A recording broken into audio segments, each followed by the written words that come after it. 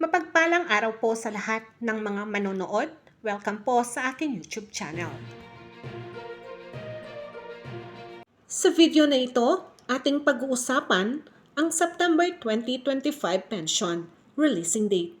Pag-uusapan din natin kung kasali na ba sa makukuhang monthly pension ang dagdag pension sa SSS. Base sa Circular Number 2025-005 ng SSS, lahat ng mga SSS pensioners as of August 31, 2025 o pensioners na sila bago sumapit ang September 1, 2025, sila ay kasama o kasali sa SSS pension increase. Mabibigyan ng 10% increase ang mga retirement and disability pensioners.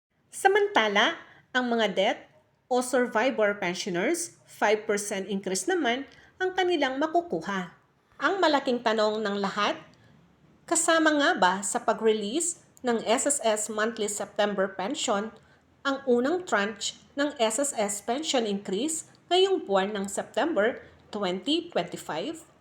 Yes po, kasabay na ang dagdag sa inyong makukuhang monthly pension ngayong buwan ng September 2025.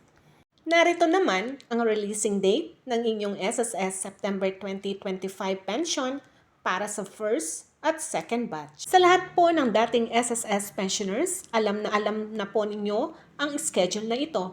Pwede na po ninyong i-skip ang video. Para naman po sa mga bagong SSS pensioners, pakitapos po hanggang dulo.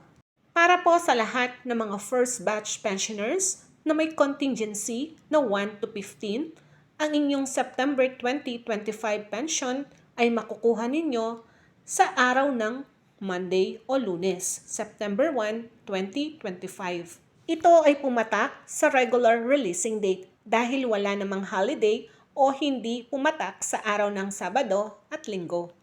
Para naman sa mga second batch pensioners na may date of contingency na 16 hanggang 30 o 31, narito ang date of releasing ng inyong SSS pension para sa buwan ng September 2025. Ang date of releasing ay September 16, 2025. Marami namang nagtatanong bakit hindi natatanggap ang pension sa mismong araw ng pag-release. Ito po ay nakadepende sa inyong bangko o disbursement bank.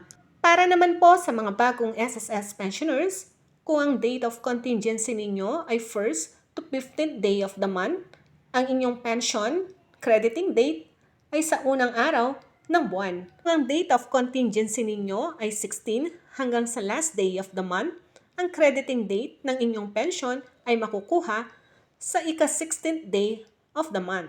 Kung ang crediting date naman ay pumatak sa araw ng Sabado at Linggo o Sunday o kaya naman holiday, ang inyong pension ay makikredit sa last working day bago mag-Saturday, Sunday o holiday. Iyan lamang po ang impormasyon sa araw na ito. Have a nice day and God bless us all. Kung meron po kayong katanungan, i-comment lang po sa ibaba.